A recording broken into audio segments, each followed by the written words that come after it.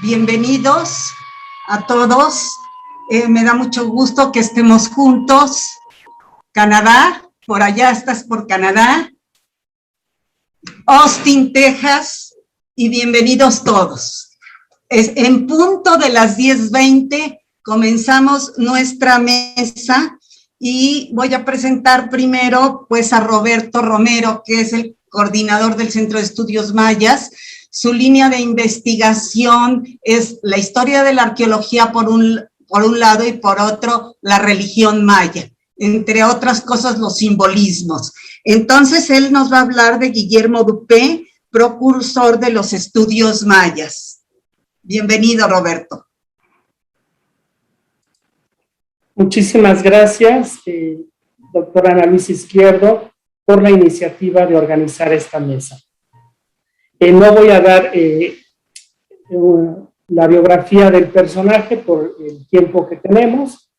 Solamente quiero decirles que este trabajo forma parte de un proyecto secundario que estoy realizando actualmente aquí en el Instituto de Investigaciones Filológicas. Estoy preparando la edición del manuscrito que localicé en la Biblioteca Nacional, en el fondo reservado, y bueno, paso a sus aportaciones, a su expedición hacia el área maya. Inicio. Para tener un contexto claro, hay que señalar que esta expedición de Guillermo Dupé forma parte de su tercera expedición, la cual inicia el 4 de diciembre de 1807. Su primer parada será Tepeji, Puebla, donde documenta los vestigios arqueológicos de ese lugar. Para su mala suerte, al llegar su grupo es confundido con ladrones, lo que nos indica que en esa época había muchos en la zona y que solían disfrazarse de soldados o de frailes, como él mismo lo relata. En este episodio me recuerda mucho a la famosa novela de Manuel Paino, Los bandidos del Río Frío, publicada por entregas de boletín, primero en Barcelona en 1889 a 1890, y después en México de 1892 a 1893, pues narra las felonías de un grupo de maleantes apodados Los Dorados, los cuales asolaban la zona limítrofe entre la ciudad de Puebla, de México y de Puebla en los albores del siglo XIX. Finalmente, el capitán llega a Oaxaca. De camino a Tehuantepec inspecciona las ruinas de Guingola y de ahí pasa a Ciudad Real de Chiapas, hoy San Cristóbal de las Casas. En este lugar, Dupé recibe del gobierno de Guatemala una copia de los documentos de las primeras exploraciones. Seguramente se trata de las comandadas por Calderón, Bernasconi y Del Río. Por otro lado, antes de que arribara a Palenque, se entrevistó con don Ramón Ordóñez y Aguiar, incansable difusor del sitio, quien se desempeñaba como provisor en esta ciudad y era amante de las antigüedades. En su casa le mostró dos piezas antiguas: un hacha votiva de piedra verde con la representación de un rostro antropomorfo proveniente de la costa del Golfo, como las localizadas por Alberto Ruz en la década de los años 50, y un pequeño medallón de cobre que Ordóñez conjetura pertenecía a los primeros pobladores de Palenque.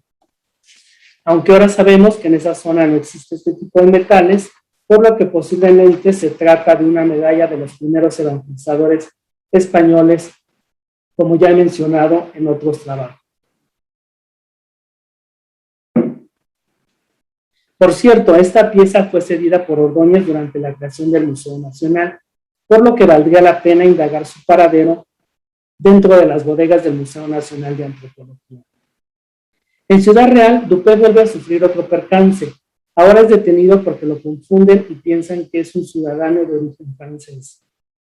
Pues recordemos que en esa fecha, 1808, Francia invade España y José Bonaparte destituye a Fernando VII. Y por ende, todo lo que tiene que ver con Francia es considerado como contrario al gobierno español. En la Nueva España también se suscitan rebeliones y el virrey Iturrigaray es relevado, por lo que el ex capitán de dragones pierde su apoyo. Ante este hecho, Dupé se defiende alegando que era austriaco de origen y de nacimiento. Una vez aclarada su nacionalidad, es liberado y retoma su viaje a Palenque. Pero antes se da tiempo para inspeccionar los edificios cercanos al pueblo de Ocosingo, hoy Tonina. En las casas principales de este lugar observó dos monumentos que corresponden a la lámina 8, figuras 13 y 14. En uno de ellos dice, es de piedra gris oscuro y se trata de algún prisionero de marca destinado a ser sacrificado. Opinión que se adelanta a las lecturas epigráficas actuales, pues hoy sabemos que los gobernantes de Tonina, en su época de esplendor, capturaron a varios soberanos y jefes principales de Palenque, Cancochitán II, de Anaité, Yaxac, Tortuga Verde, Saxi, Perro Blanco, Jaguar Estrella, Piedra en Mano, al señor de Pipa de la subregión de Pomoná y de Copán. Desafortunadamente, en la actualidad estos monumentos se encuentran extraviados. Asimismo, Guillermo Dupé refiere que Tonina se ubica a 2 leguas al este del pueblo de Ocosingo, a 10 kilómetros aproximadamente. Y menciona que el nombre de la ciudad, en lengua de los celtales, se traduce como casas de piedra. La lámina 9, figuras 15 y 16, se trata de la representación de 2 esculturas de bulto decapitadas. El capitán menciona que las encontró al pie de la montaña, justo donde se hallan los edificios. Cito: varias figuras en bulto de cuerpo entero y de piedra, todas degolladas y tiradas al suelo. Maricela Ayala, en su historia de Tonina a través de sus inscripciones, comenta, cito, algo sucedió en la región entre 1780 y 1808, algo que provocó la decapitación de las estelas, ya que Vicente José Solórzano en 1787 y antes Fray Jacinto Garrido, 1638 y 1661, había descrito las caras y los tocados de las figuras, mientras que para 1808 Dupé las encontró decapitadas. Un documento firmado por don Ramón Ordóñez y Aguiar el 17 de abril de 1819, localizado en la biblioteca Nettelly Benson, parece aclararnos el misterio de las esculturas decapitadas. Dice el presbítero, cito, un cierto religioso dominico, siendo cura de dicho pueblo de Ocosingo, persuadido de que en aquellas estatuas daran los indios adoraciones al demonio, les quitó las cabezas. No sé lo que hizo de ellas, pero a nuestro Señor, como ya dije, le es muy fácil descubrirlas por medio del subdelegado de aquel partido. Ahora bien, la lámina 10, figura 17, presenta un edificio con escaleras al frente, un tanto derruidas, con 2 estructuras de menores dimensiones a los costados y al fondo 2 elevaciones de forma cónica. Por la puerta con terminación en arco maya y las pequeñas ventanas cuadradas, es posible pensar que se trata de los edificios que se localizan en la 6ª y 7ª terraza de Tonina. Una vez concluido el reconocimiento de estas obras, Dupé regresa al pueblo de Ocosingo e inicia su viaje a Palenque. El recorrido fue tortuoso, ya que tuvo que atravesar barrancos, esquivar precipicios, pasar por estrechas veredas, a veces a mula, a pie, en silla de brazos y en hamaca. Una vez en el pueblo cercano a las ruinas, le llamó la atención la fertilidad del lugar, pues encontró todo tipo de frutos, además de achiote, arroz y cacao. La primera deducción que hace es que el nombre de Palenque es nuevo, puesto posteriormente por los españoles, y que lo único de esta antiquísima nación nos resta ese lastimoso esqueleto o norma de sus bellas artes que ya no ha de renacer. Con la ayuda de 40 indígenas desmontó parte de los edificios y construyó unas cabañas al pie del más grande, hoy conocido como el Palacio, que describe como una gran mole de construcción piramidal, asentado sobre una base cuadrilonga, compartido en 3 cuerpos. El edificio tiene un entramado de cuartos con paredes altas y gruesas que dan hacia patios interiores. También le llamó la atención el tipo de ventanas, así como su reducido tamaño. Además de que las bóvedas eran de considerable altura y tenían las particulares de ser angulares y con troncaduras en sus cúspides y ocupan sus lugares unas losas. Es evidente que le impresionó la bóveda maya, pues destaca que los techos no estaban cubiertos por tejas, sino por grandes losas, lo que a decir del capitán eran a prueba de bomba. Además, todo el edificio estaba recubierto con una fina capa de estuco. Es indudable que el capitán estaba fuertemente impresionado por la arquitectura palencana y por sus hábiles constructores. Pero le extrañó que, siendo tan diestros en este arte, no desarrollaran la bóveda de cañón corrido, según él más airosa y esbelta. En cambio, dice, prefirieron las rectas y con ella trazaron sus cuadriláteros rectángulos en varios diámetros, ángulos de diversos grados, desde el agudo hasta el obtuso. También le llamó la atención que no utilicen ladrillos, tan de uso común, inclusive cuando las naciones antiguas, mexicana y zapoteca, los solían destinar a ciertas obras. Otro elemento que le pareció interesante fue que las grandes escaleras exteriores tuvieran un ángulo de 60 grados, lo que debía causar una subida molesta, al menos para nosotros. La torre del palacio le pareció que ingeniería digna de mencionar y con acierto intuye. No discurro que pudo haber tenido otro fin que el presente, es decir, de mirador o de observatorio. Además, colocada casi en el centro del ámbito del edificio máximo, debía producir un buen efecto. Mandó realizar varias excavaciones con la finalidad de encontrar armas, herramientas y vasijas que le permitieran tener datos más precisos de esta antigua civilización. Tampoco tuvo la suerte de encontrar restos óseos, lo cual hubiera facilitado proponer las medidas de los antiguos palencanos. En cuanto a la escultura en estuco, señala que sobresale la figura humana y en relación con su diseño propone que posiblemente fueron realizadas de la siguiente manera. Primero trazaron el contorno con una línea negra, lo que todavía se percibe, pues se advierte un bosquejo negruzco. Después elaboraron una especie de esqueleto imitando los miembros del cuerpo humano. Posteriormente los cubrieron con estuco fresco y modelaron sus formas. Finalmente los pintaron, pues se alcanzan a ver restos de vermellón, ocre, en el borde de las figuras. En cuanto al atavío de las figuras, este le pareció de lo más complicado, aunque liviano a la vez, ya que dejaba al descubierto partes del cuerpo. Consideraba excesivo los tocados y los collares que portaban en los cuellos, mientras que las manos siempre las tenían ocupadas, ya de asta o bastón, cetro o cosa semejante, flores, etc. Además le llamó la atención el perfil de los rostros, pues desde la cima de la cabeza hasta la extremidad de la nariz describe una curva o cuadrante de círculo, contra el orden perenne de la forma original, y para hacer más visible este fenómeno, afecta de presentarnos a la vista unas narices desmedidas y perfiladas. En principio considera que se trata de un grupo desconocido, tanto por historiadores antiguos como modernos, y además queda evidente la representación de soberanos por la actitud que presentan en mandar o castigar, así como por las insignias que portan. En cuanto a los personajes o vasallos que aparecen a sus pies, conjetura que debe de tratarse de representaciones de ciudades o pueblos vencidos. No dejó de admirar el templo de la cruz, en el templo de la cruz, el elemento cruciforme, y sin temor a equivocarse señala que no es en rigor la Santa Cruz latina, sino la cruz griega profusamente decorada. En este sentido, no comparte la idea de sus predecesores de que se trate de una insignia cristiana. En cuanto a la pintura mural, menciona que fue realizada al temple y que sobresalen las figuras de animales, flores y frutas.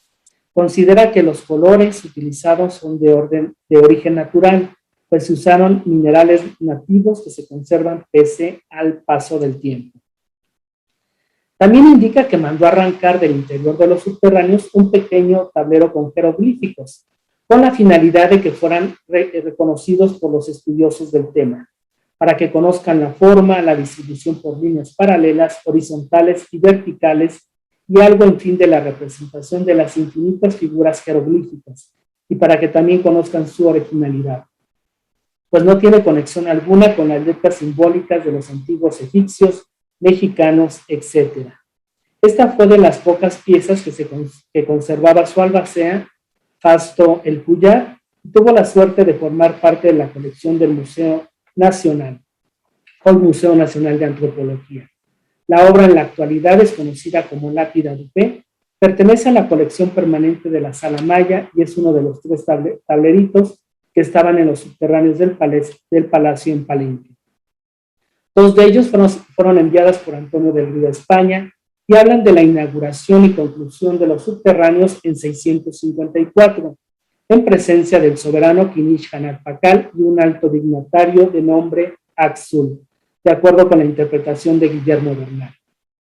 Ahora bien, desde nuestro punto de vista, el gran aporte de Guillermo Dupe a los estudios mayas es que supo reconocer la originalidad de la cultura palencana, la cual dice, nada tiene que ver con los antiguos mexicanos, ni mucho menos con los zapotecos. Culturas que con anterioridad había estudiado y eran el centro de debate en el grupo de intelectuales de la época. Pues recordemos que en 1790 sucede el hallazgo de las dos piedras, la Coatlicue y la Piedra del Sol, por Antonio de León y Gama. Con gran acierto destacó que los jeroglíficos mayas eran un tipo de escritura desconocida hasta entonces, y acerca de las figuras en estuco señaló que se trataba de representaciones historiales, opinión que se adelanta por mucho a las propuestas de Tatiana Prosperiato. Por último, no queremos dejar de mencionar la idea que tenía sobre los primeros pobladores de estas tierras, las que relaciona con migraciones de la Atlántida.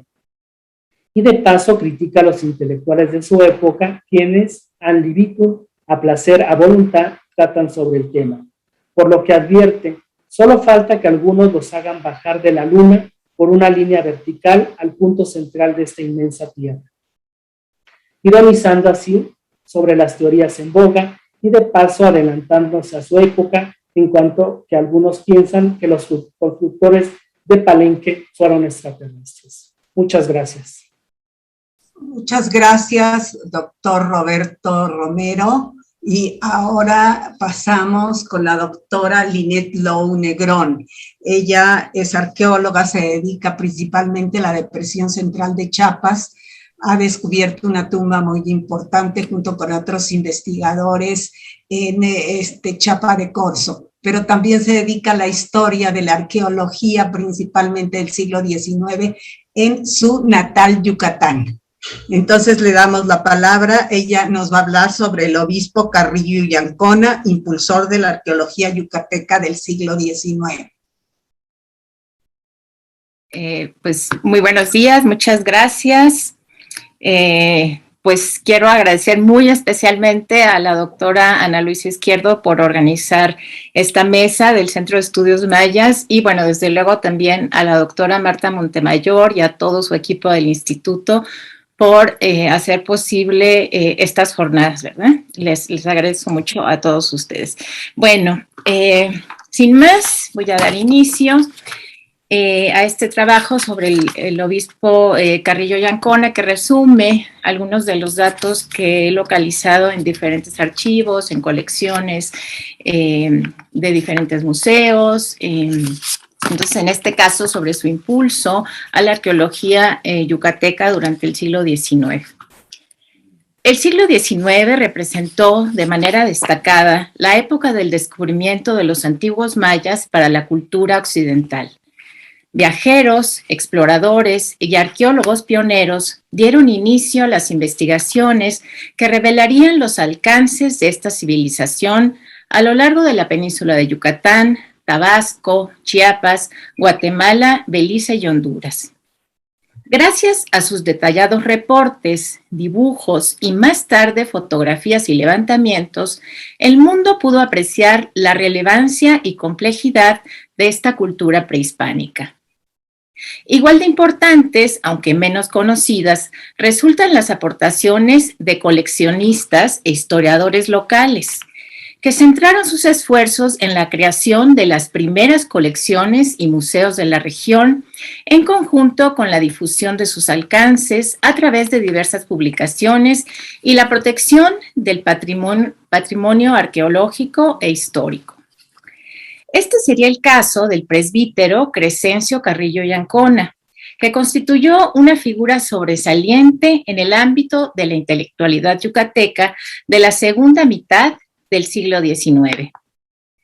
Entre todas las facetas de la incansable actividad que desarrolló a lo largo de su vida, en forma colateral a su labor pastoral, como escritor, maestro, editor, filólogo e historiador, quisiera destacar en esta ocasión su importante labor como impulsor de la arqueología desde una perspectiva científica. Por sus escritos, sabemos que durante los años de juventud dedicó su atención a esta disciplina, a la cual consideraba como una ciencia que tenía por objeto estudiar la historia antigua de los pueblos en los restos monumentales que en pos de sí han dejado, al desaparecer de la escena del mundo. Tanto como promotor, coleccionista e incluso en algunas ocasiones como explorador, don Crescencio destacó en su obra la importancia del conocimiento del pasado maya, a través de sus ruinas y antigüedades, como parte integral del estudio de esta importante cultura americana. Además de ello, se preocupó por conocer y difundir los resultados de las investigaciones de diversos viajeros exploradores que habían recorrido la región peninsular, como Waldeck, Friedrichsthal, Stephens y Catherwood. En uno de sus primeros artículos, dedicado a las ruinas de Yucatán, resaltaba la importancia de estudiar la arqueología a partir de sus diversas evidencias materiales, incluyendo las obras hidráulicas, la arquitectura, la escultura o los contextos funerarios. Y cito: por eso, al solo nombre de arqueología yucateca, el corazón palpita con emoción extraordinaria, porque la península toda es un manantial de antigüedades históricas. Es un campo abierto a las más interesantes y curiosas investigaciones. Una de esas especies de fuentes que vulgarmente llaman aguadas, un montículo, una estatua, una piedra, un sepulcro o una pirámide. Cualquiera de estas cosas excita vehementemente la atención cuando al fijar la vista o al excavar en cualquier parte de nuestro suelo, nos encontramos con esas reliquias venerables de un pueblo que fue. Fin de la cita.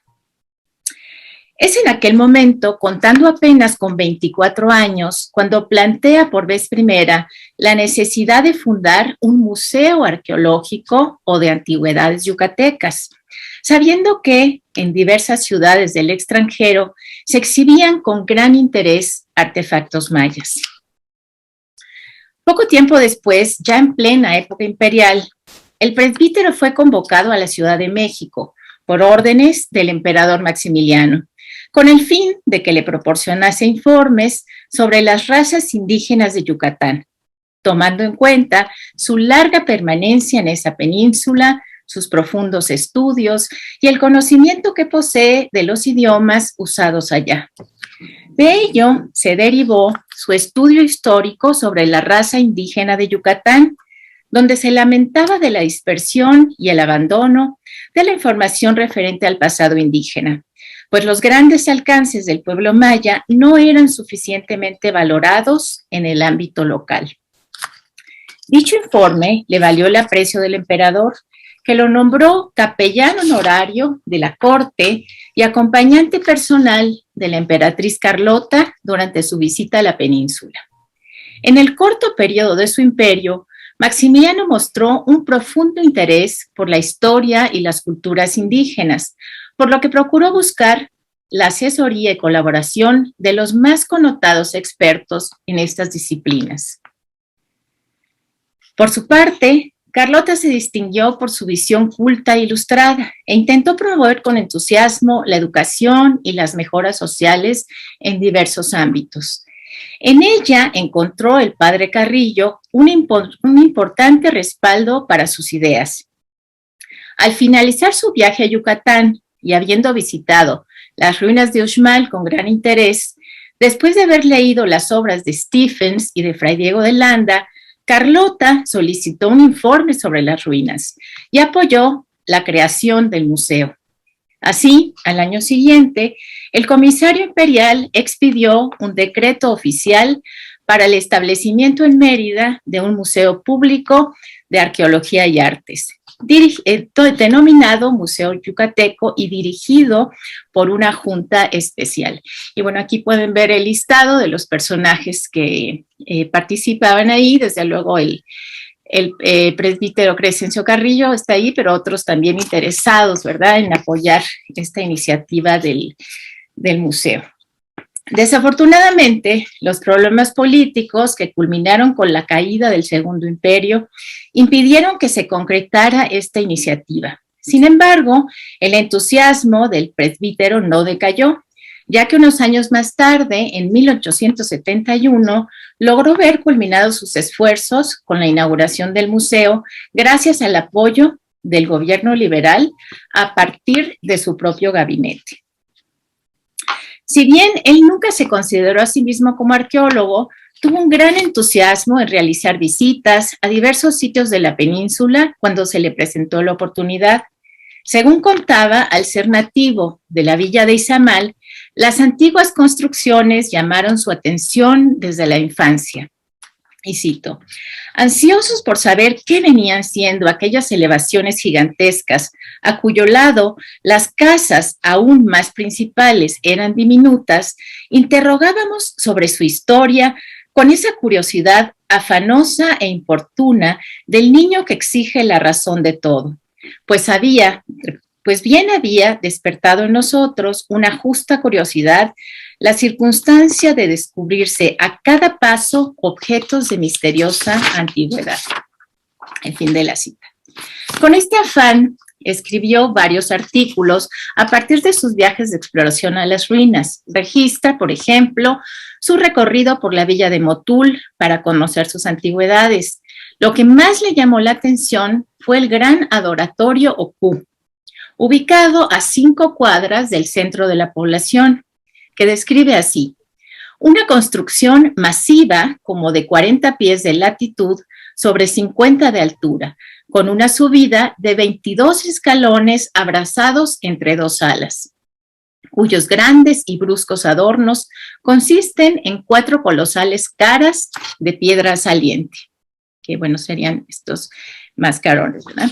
Estos mascarones los comparó con aquellos observados por Stephens en Izamal, caracterizados por su severidad y fiereza, elementos diagnósticos de lo que ahora conocemos como el estilo Petén. Otro caso sería el de las ruinas de Hotzuk, cerca de Umán, que visitó en 1866 por invitación de su propietario. En esa ocasión pudo constatar la relevancia y extensión de la antigua ciudad, así como su triste estado de destrucción, motivada por la edificación de una hacienda aledaña.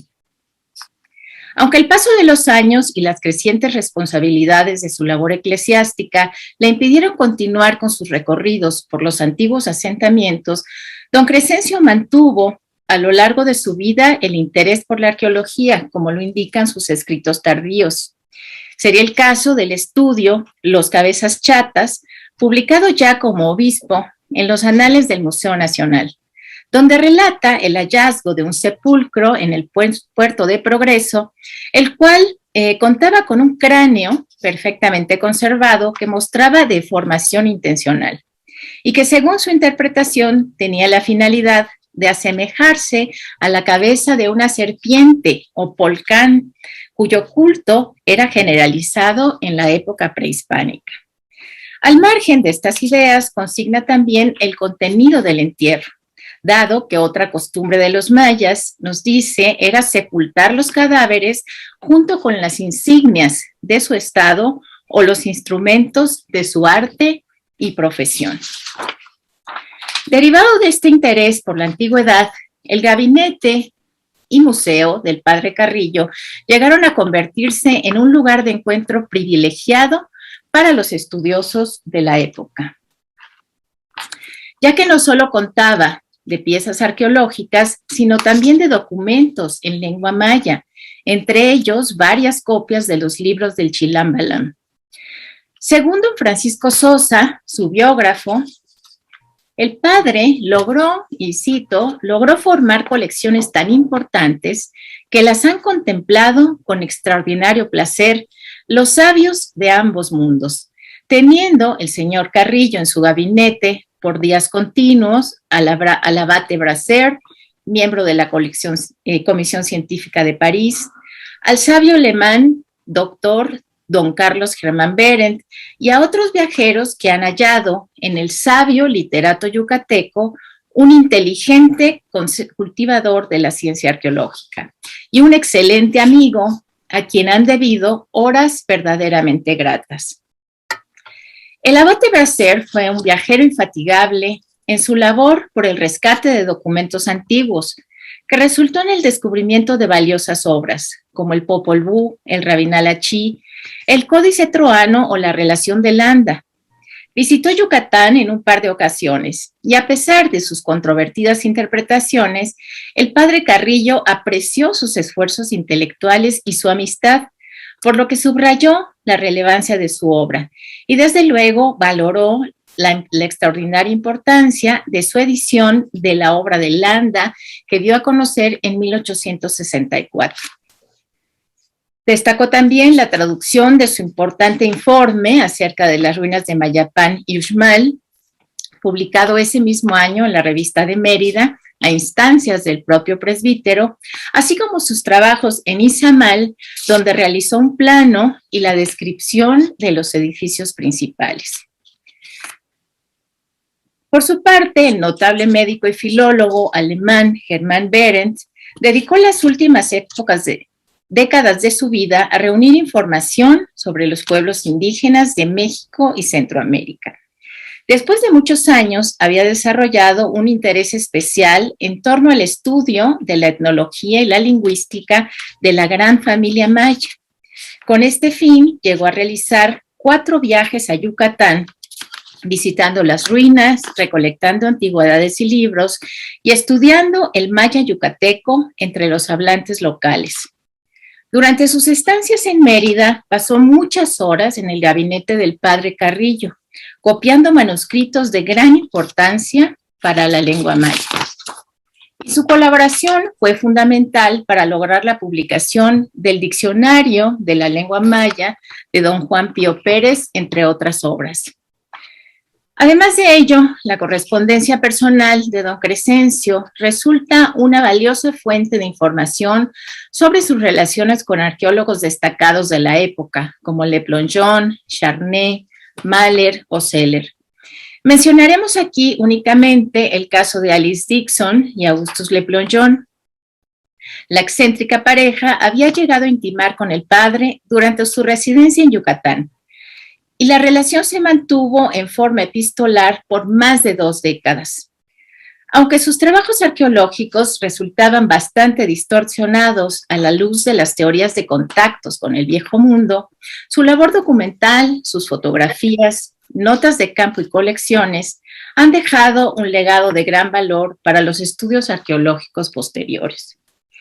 En sus cartas, Le Plongeon lo mantenía al tanto de sus conferencias y publicaciones, con el convencimiento de que sus maravillosos descubrimientos revolucionarían la ciencia. Así, le contaba, en el sistema de numeración de los antiguos mayas he descubierto su doctrina cosmogónica, idéntica con la de los brahmanes de la India, de los magos de Caldea, de los sacerdotes egipcios y finalmente con la que Pitágoras enseñaba a sus discípulos.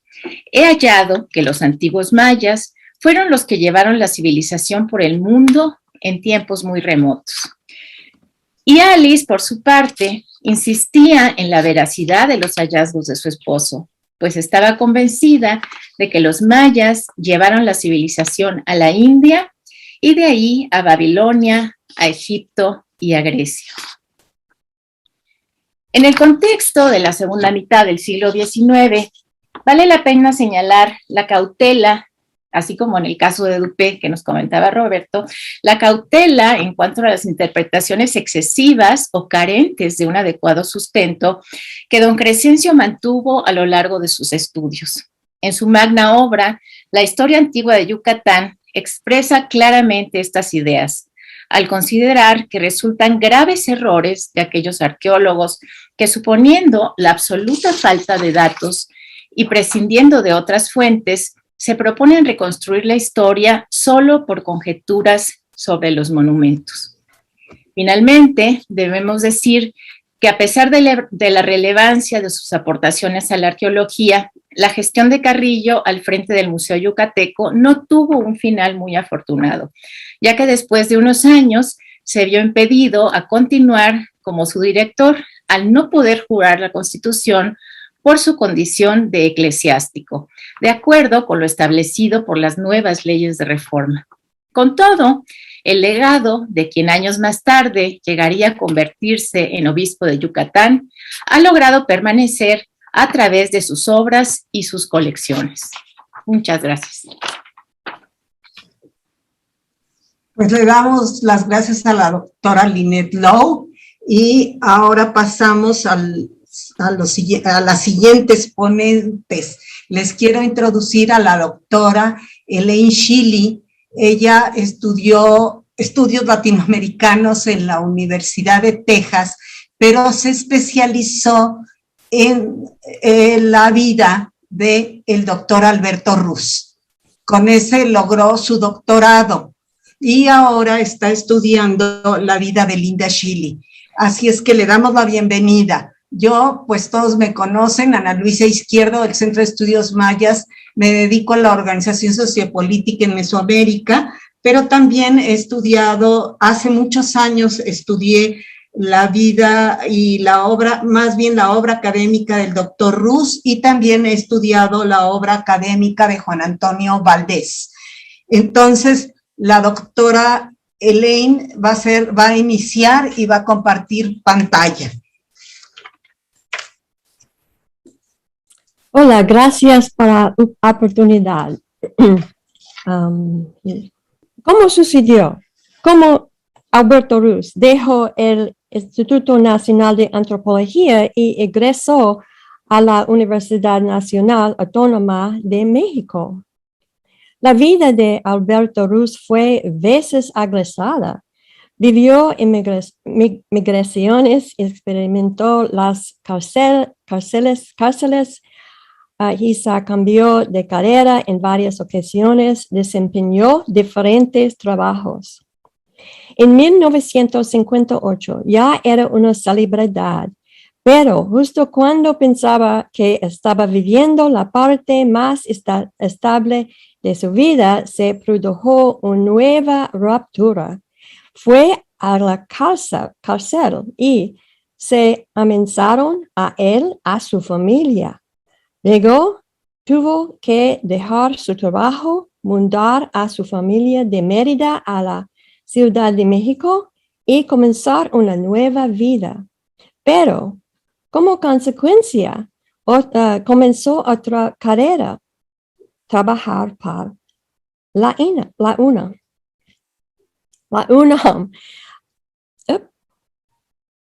A principios de ese mismo año, Ruz gozaba de fama en el mundo de la arqueología. Era un consagrado maísta a la par que el americano Sylvanus Morley y el inglés Eric Thompson. Ruz trabajaba en la frente de las exploraciones arqueológicas en Campeche, Uxmal y Caba, y fue jefe del área sureste de la Dirección de Monumentos Hispánicos por 8 o 9 años. Como funcionario de INA, Ruz se la encomendó en virtud de una ley aprobada de 1940, la protección de conservación de los monumentos arqueológicos y históricos bajo su jurisdicción geográfica. Al mismo tiempo que desempeñaba estos puestos, dirigió las excavaciones en Palenque por 9 años que resultaron en hallazgos grandiosos.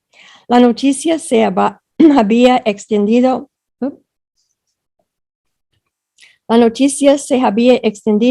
por todo el mundo de su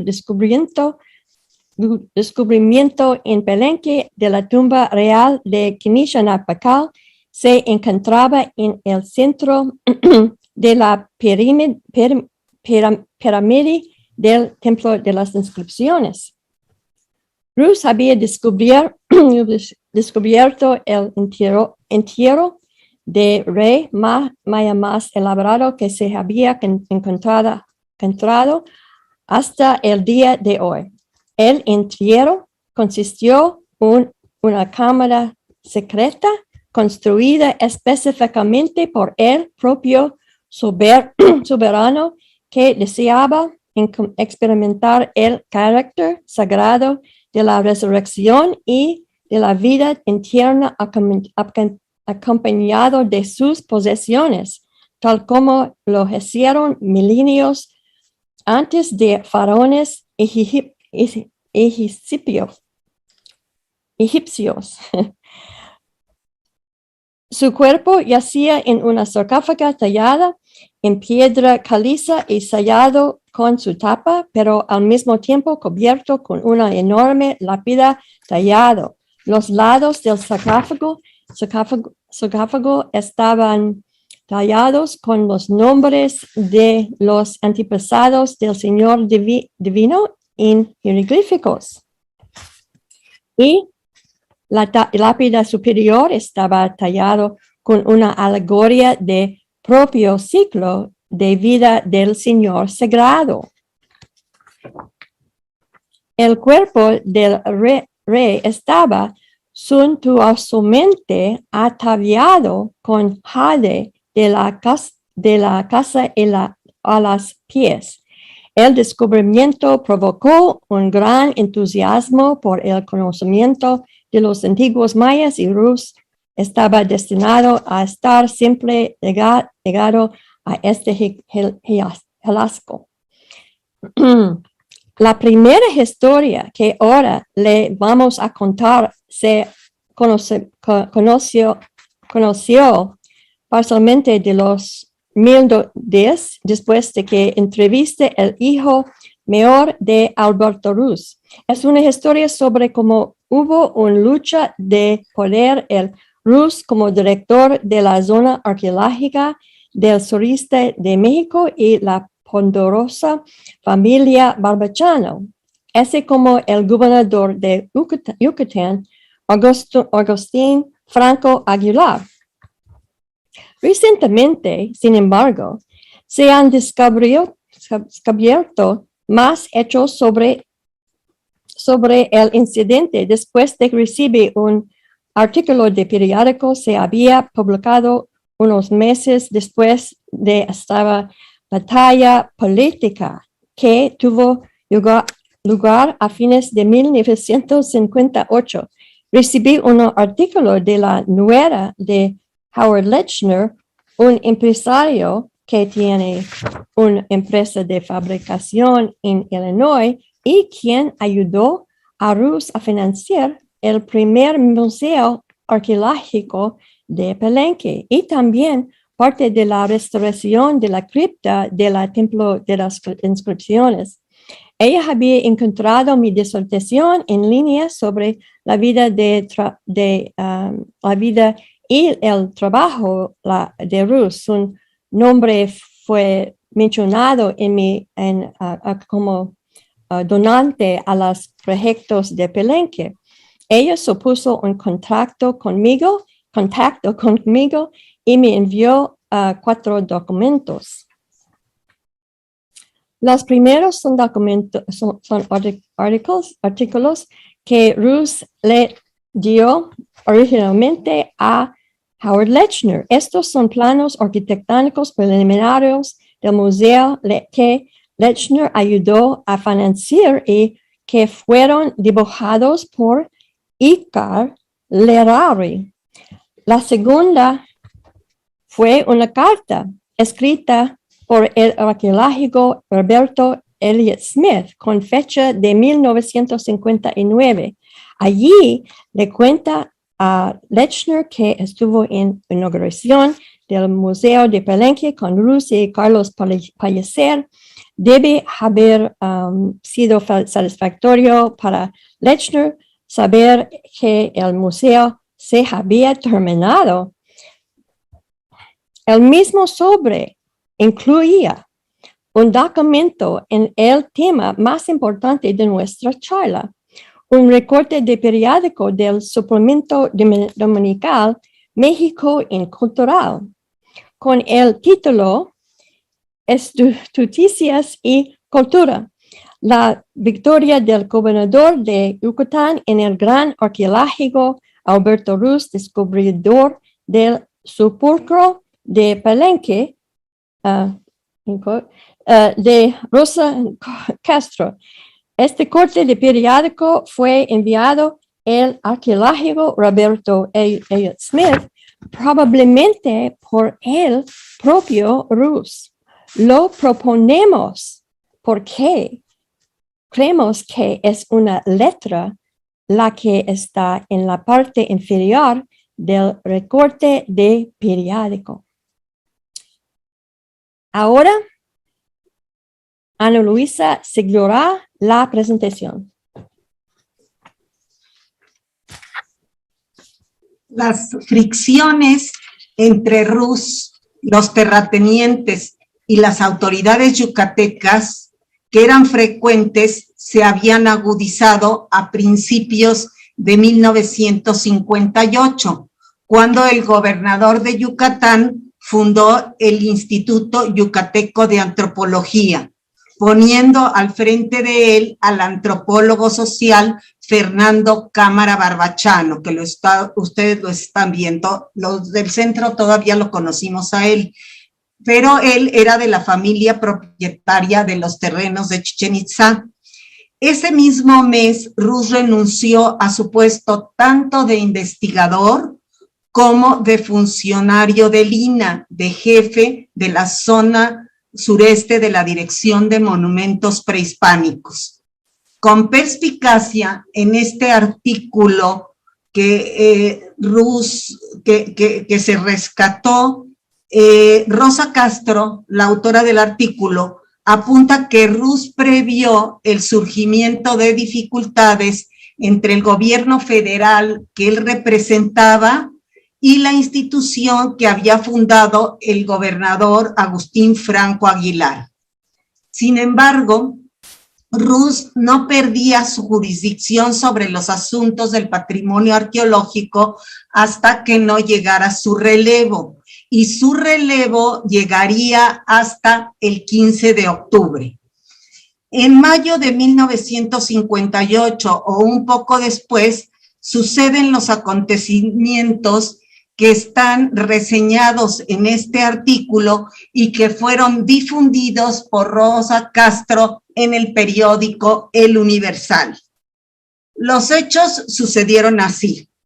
Representantes de la compañía norteamericana Gilbert Productions llegaron a Yucatán bajo la protección del señor Fernando Barbachano, que contaban con el permiso del gobernador Franco Aguilar. ¿Me pones la siguiente?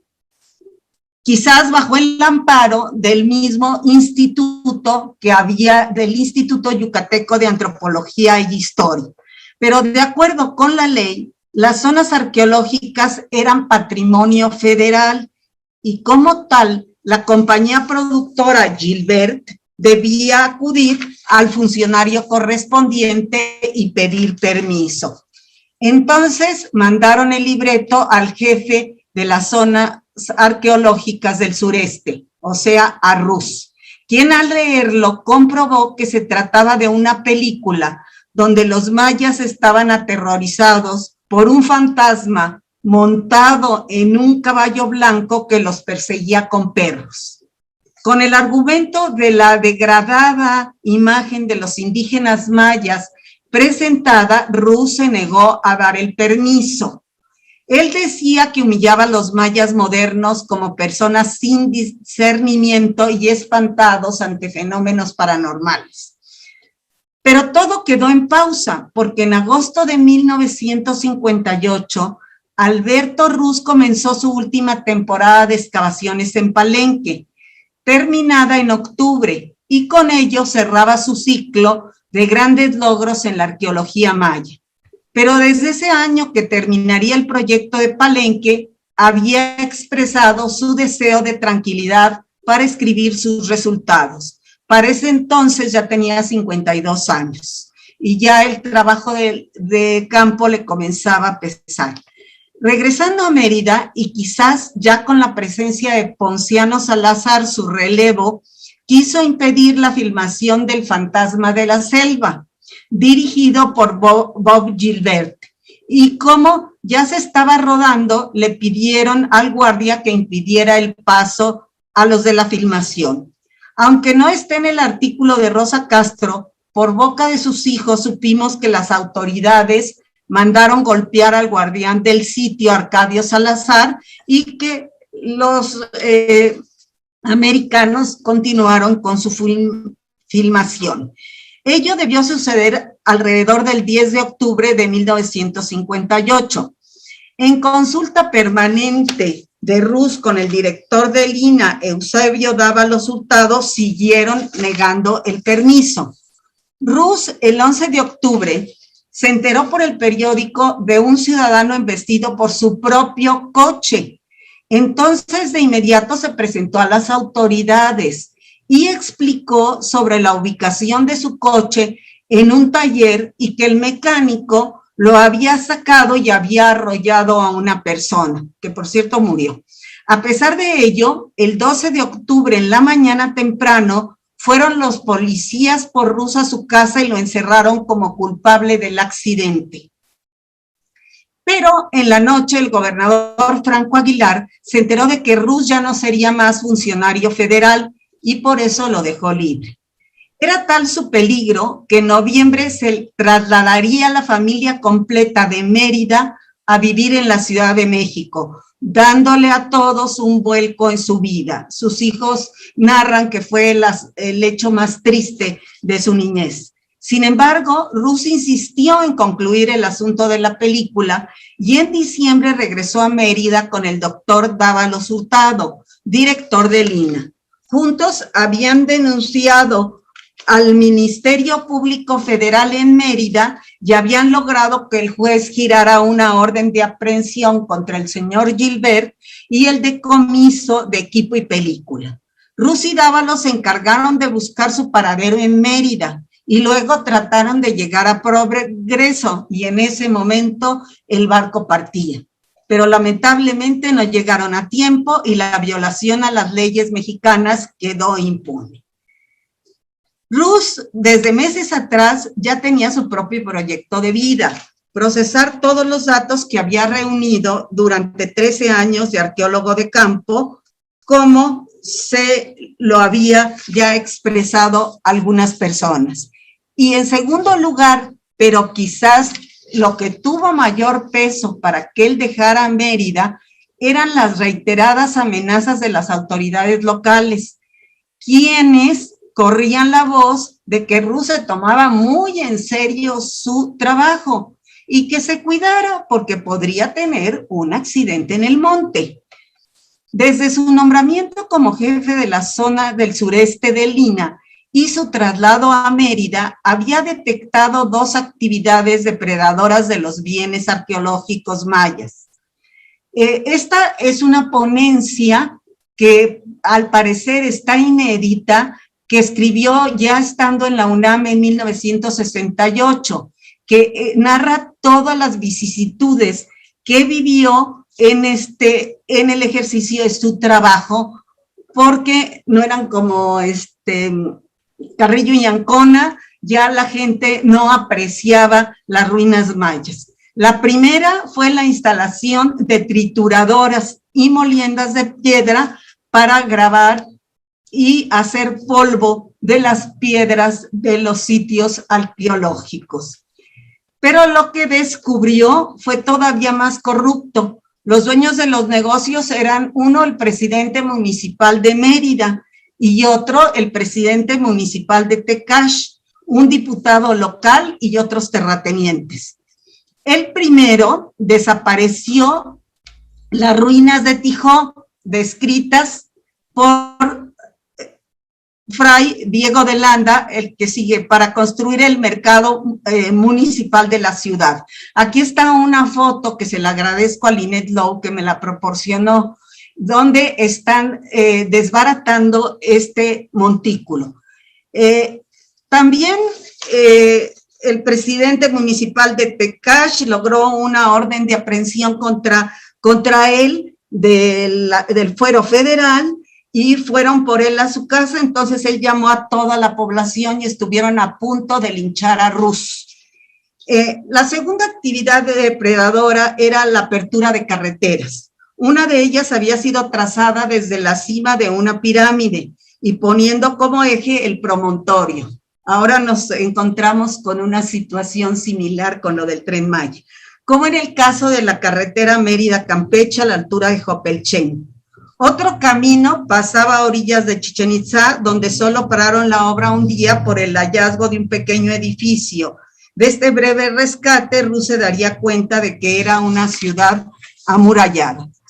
La tercera actividad destructora era la búsqueda de piezas arqueológicas en edificios o sepulturas, con el nombre de tesoros, origen de la pérdida irremediable de todos los datos científicos para su estudio.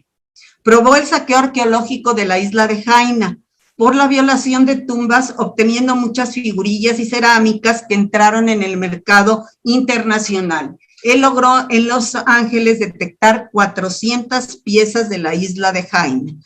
Asimismo, se dio cuenta desde entonces del inicio del saqueo de dinteles y estelas hechos por delincuentes profesionales de la mafia.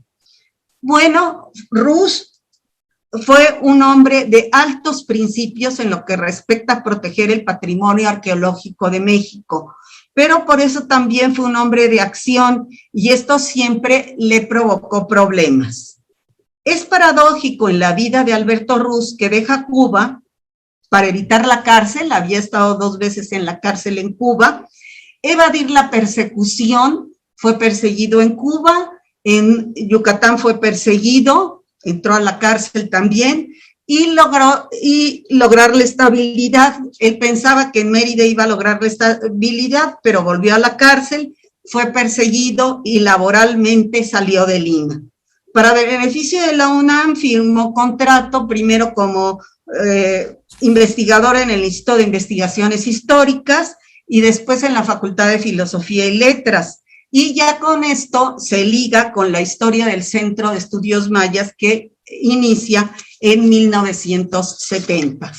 Les agradecemos mucho a todos y aquí están los agradecimientos. Alberto Ruz Buenfil, su hijo, que ha sido al que le ha dado mayores datos a Elaine, Anthony Andrews, que nos ha dado datos a ella y a mí, Janine Leichner, que fue la que ubicó a Elaine y le mandó este famoso artículo de Rosa Castro, y Carl Herbert Mayer, que nos hizo llegar la ponencia esta del doctor Ruz, que no ha sido publicada.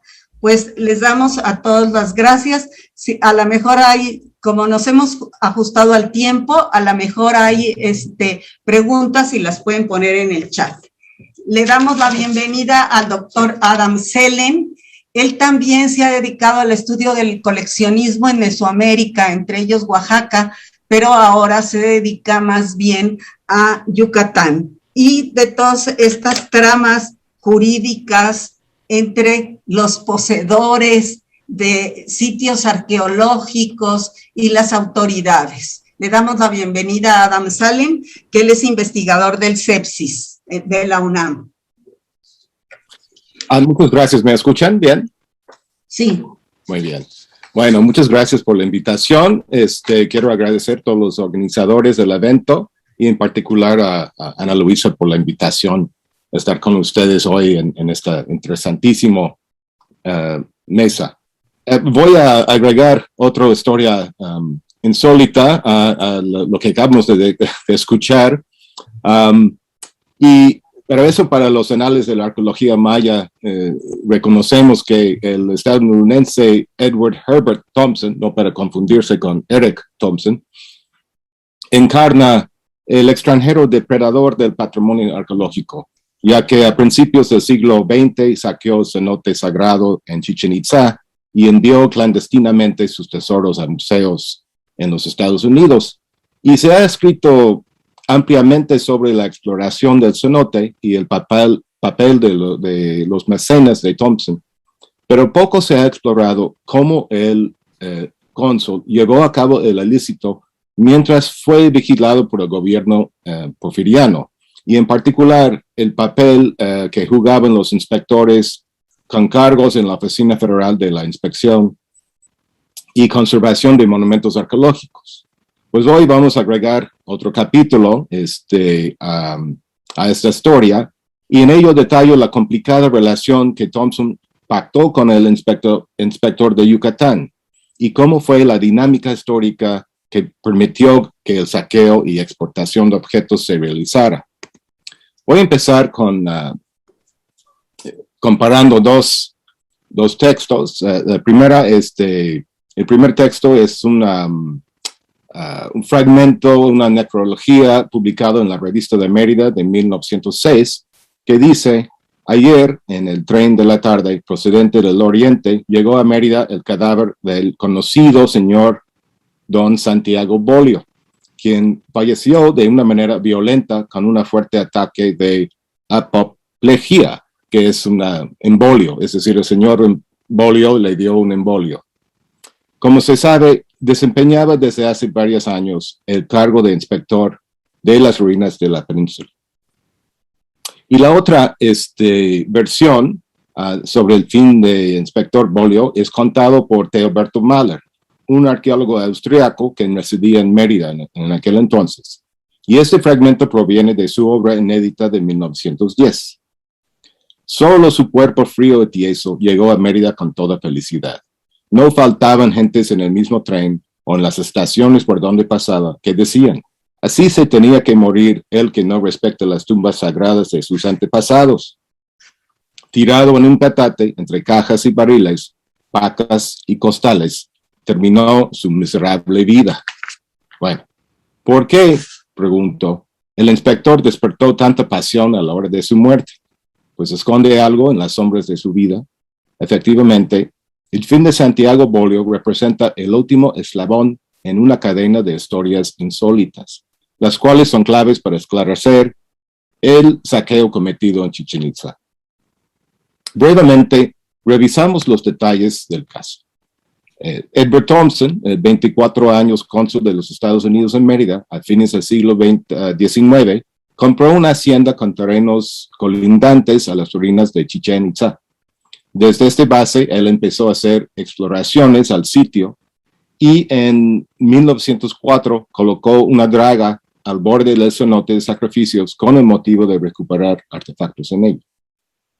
Y tuvo bastante éxito en su exploración y clandestinamente envió centenares de objetos prehispánicos a sus mecenas, el Museo Peabody de Harvard, por medio de valija diplomático y otros métodos. Y aquí ustedes pueden ver algunos de esos objetos e incluso la carta que escribe a Bowditch, que en este momento están en Peabody Archives.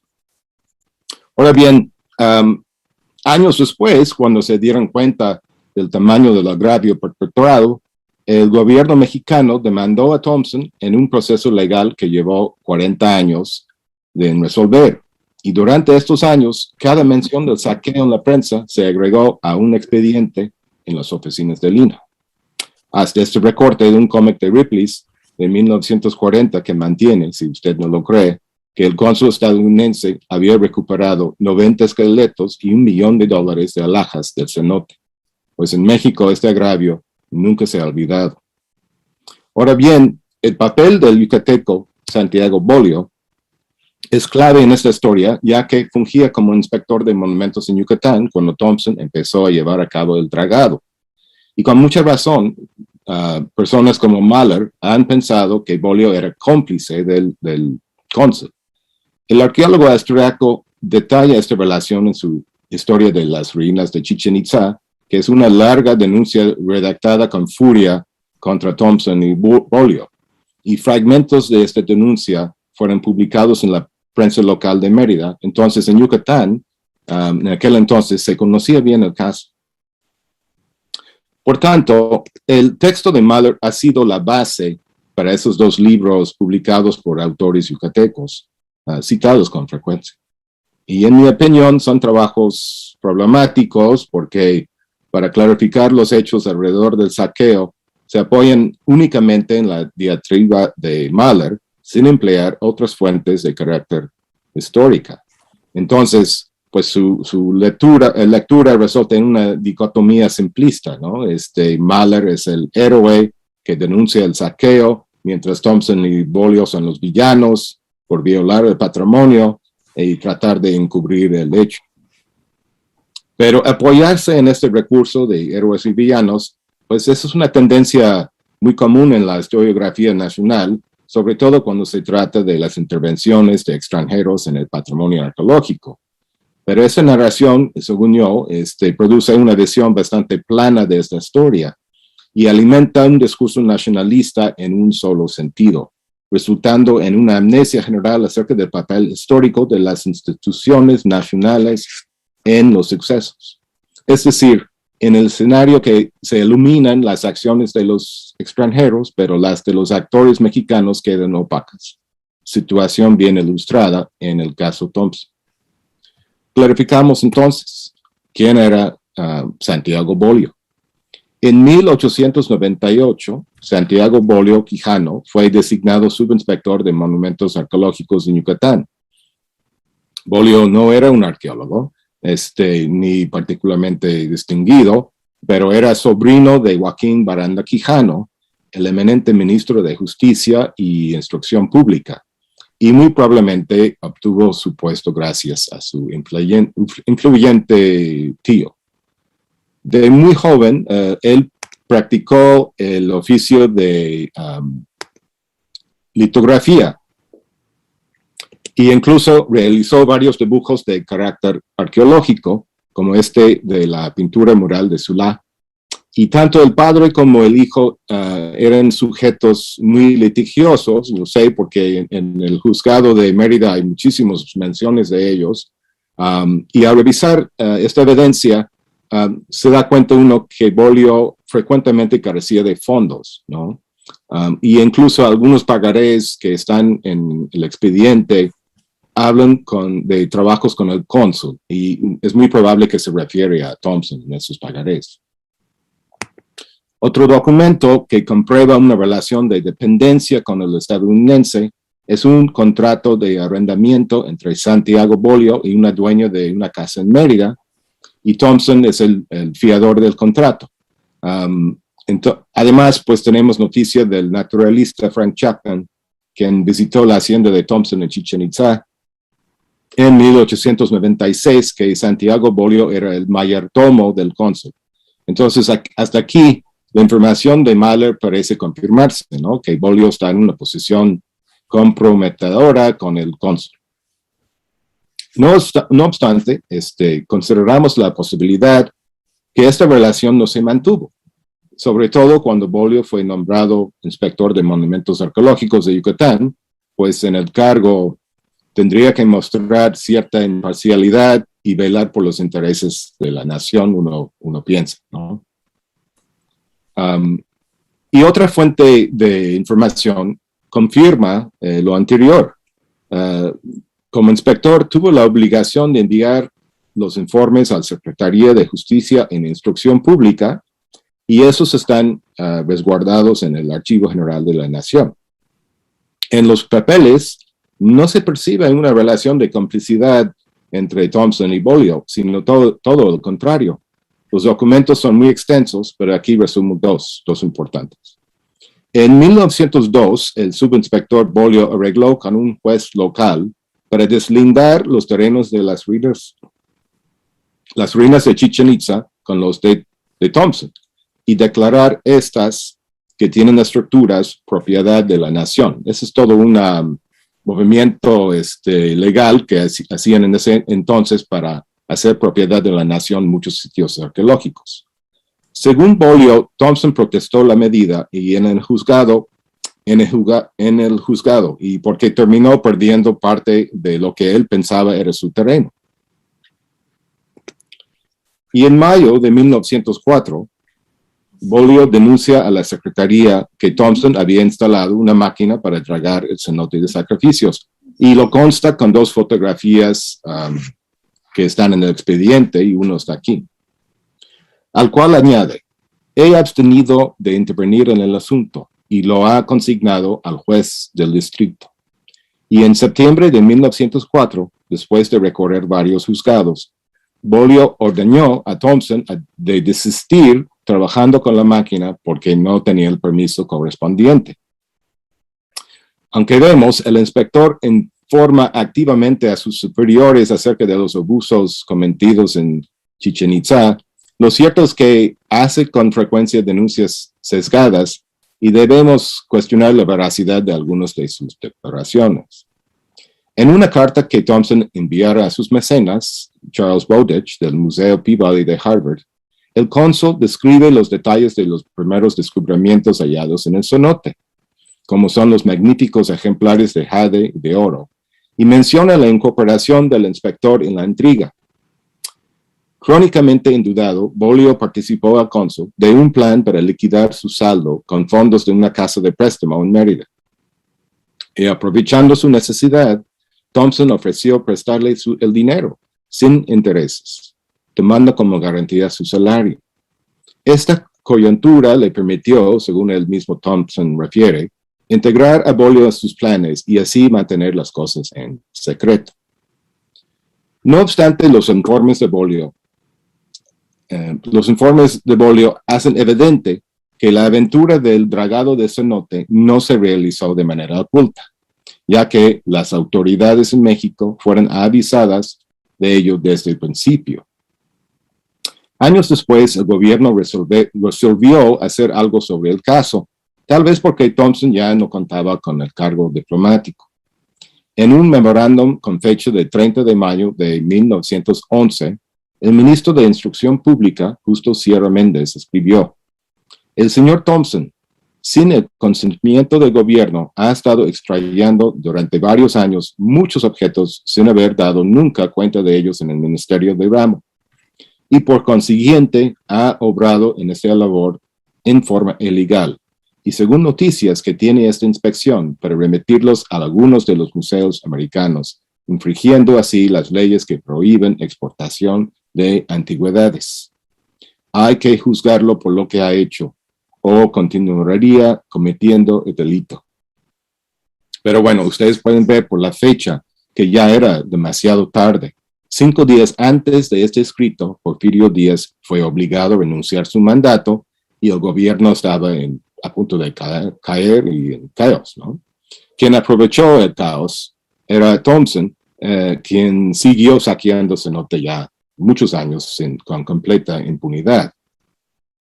Pues 2 días antes que Santiago Bolio hiciera el último viaje de su vida, su jefe directo, Leopoldo Batres, lo amonestó fuertemente por la absoluta falta de subordinación en el cumplimiento de sus obligaciones. Y Batres estaba particularmente molesto porque Bolio había enviado sus informes directo a los ministros de Instrucción Pública y no a él. Bueno, mandó los informes a su tío, ¿no? Directo. También lo acusó de recibir dinero de la inspección y no comprobar gastos ni proporcionar informes completos. Y al final de la carta le advirtió que de no cumplir, le iba a consultar su destitución.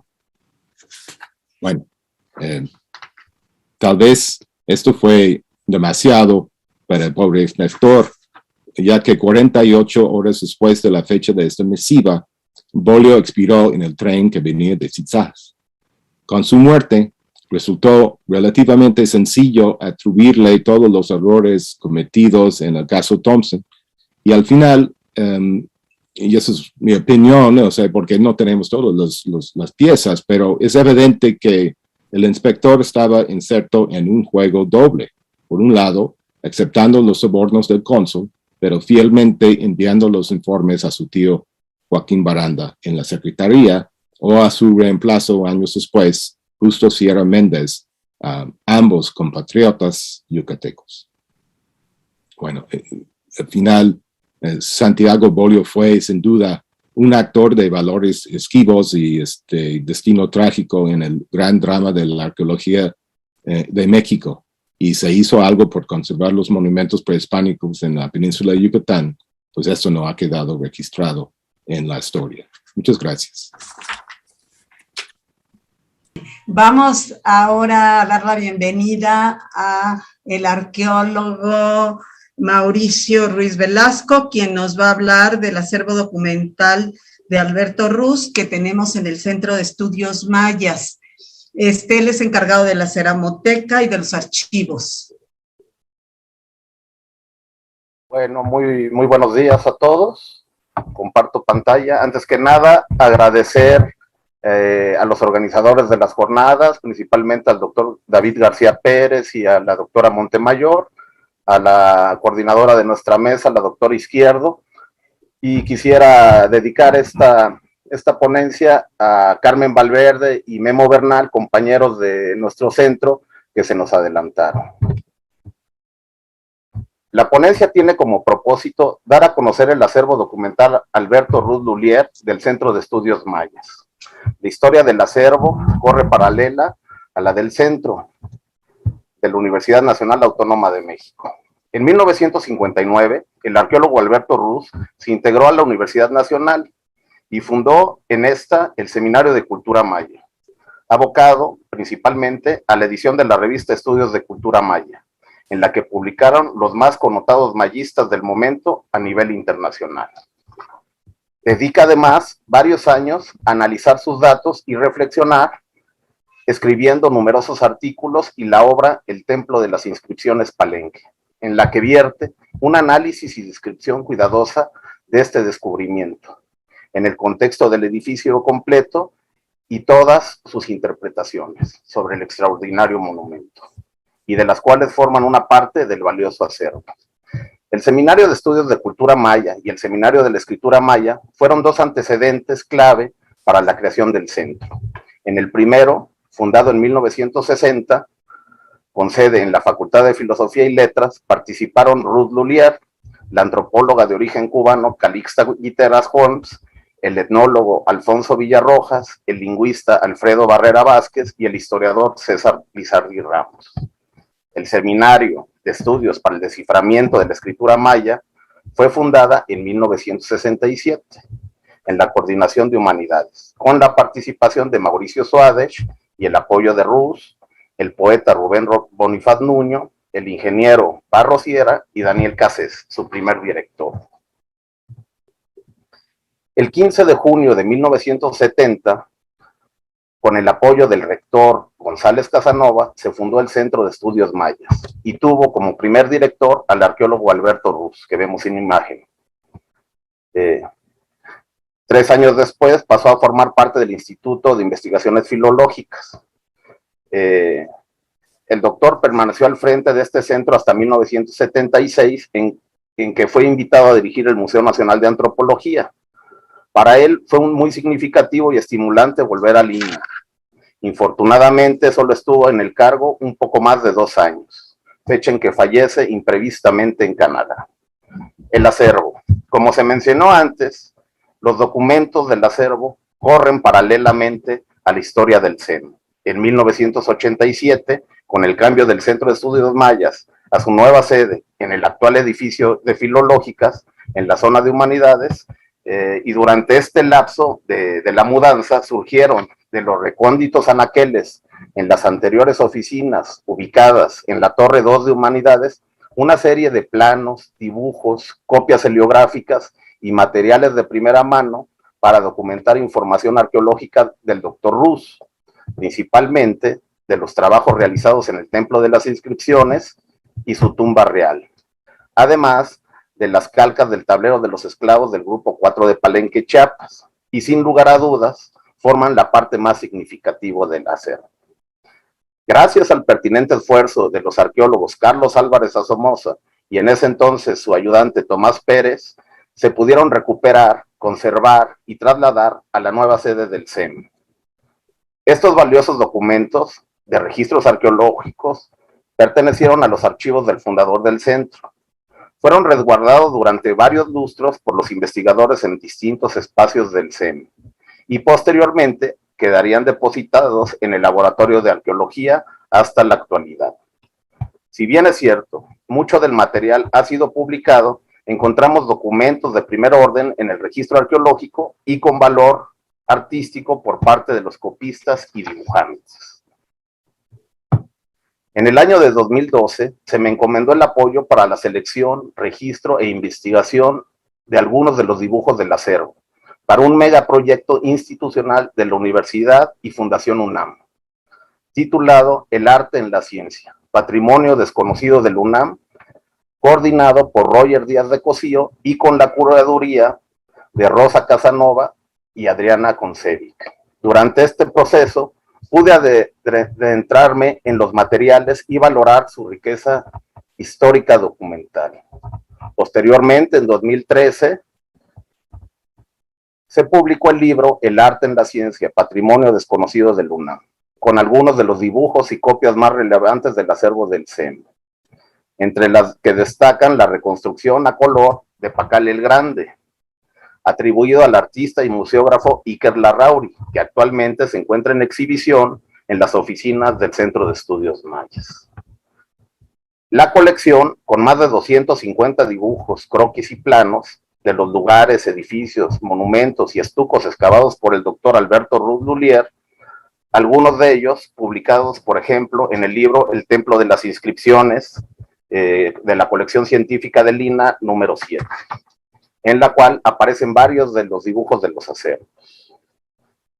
Además de otros libros que se han publicado en relación a la vida y obra del doctor Ruz, como este homenaje a Alberto Ruz, el ya clásico trabajo del doctor Izquierdo de Alberto Ruz frente al pasado de los mayas, además de los libros e informes de excavación de Alberto Ruz en el Archivo Técnico de Arqueología de Lina para la correcta identificación de los monumentos registrados. Encontramos documentos de los registros arqueológicos y con valor artístico por parte de los copistas y dibujantes, en los que podremos mencionar a Iker Larrauri, Miguel Ángel Fernández, Hipólito Sánchez Vera y Agustín Villagra Caletti. El trabajo tiene como objetivo presentar el valor estético e histórico de los documentos, así como también hacer divulgación de esta colección que resguardamos en UNAM. De esta forma pensamos dar a conocer estos documentos arqueológicos que forman parte de la historia del Centro de Estudios Mayas. A continuación vamos a ver algunos dibujos del acervo y iré comentando al respecto. Aquí son los desplegados en el Laboratorio de Arqueología y bueno, se está llevando una curaduría y una adecuada conservación, por supuesto dirigidos por el arqueólogo Carlos Álvarez.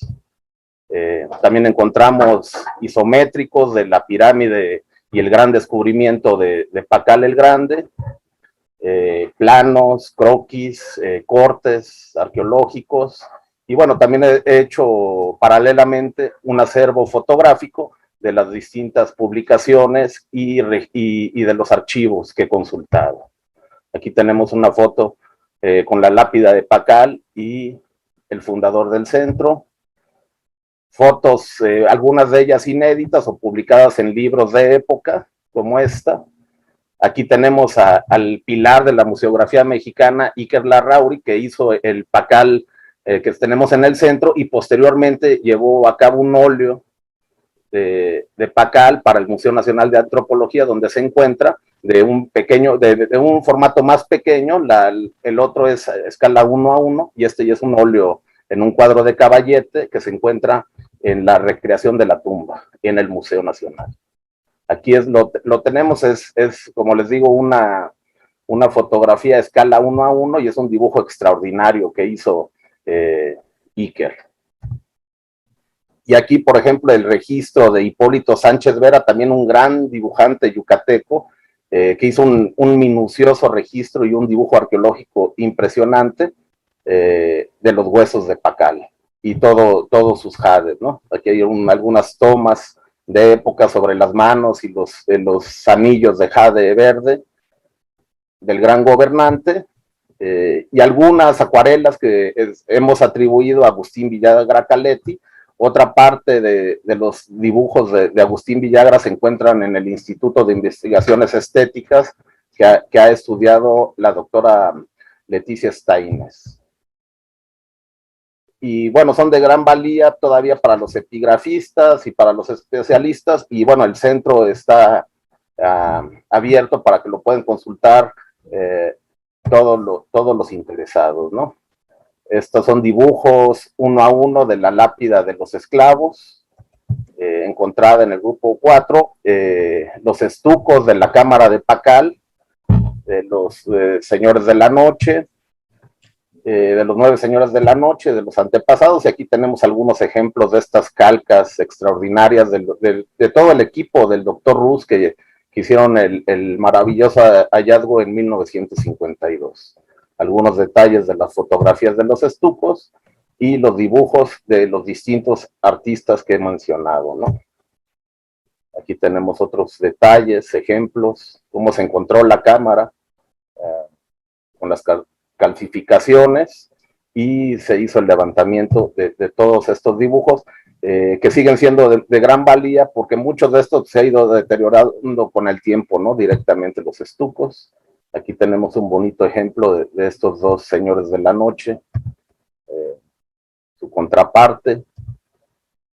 Algunos detalles, fíjense, son todos en lápiz, en papeles finos, que tenemos ahí en el laboratorio.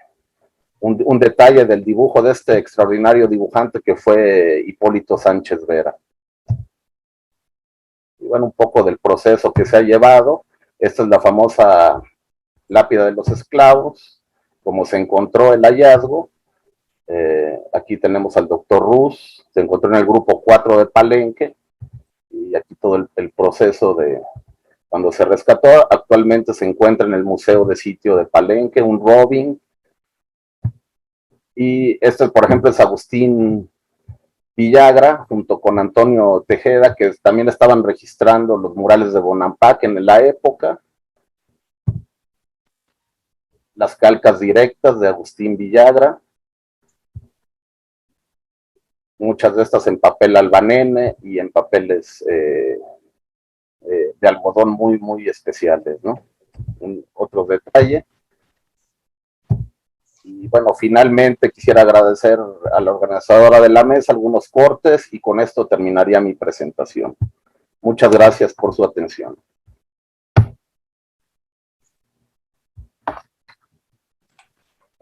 Muchas gracias, Mauricio, y muchas gracias a todos los participantes en esta mesa. Creo que a las 11:50 empieza la siguiente, así es que nos tenemos que despedir. Muchas gracias a todos.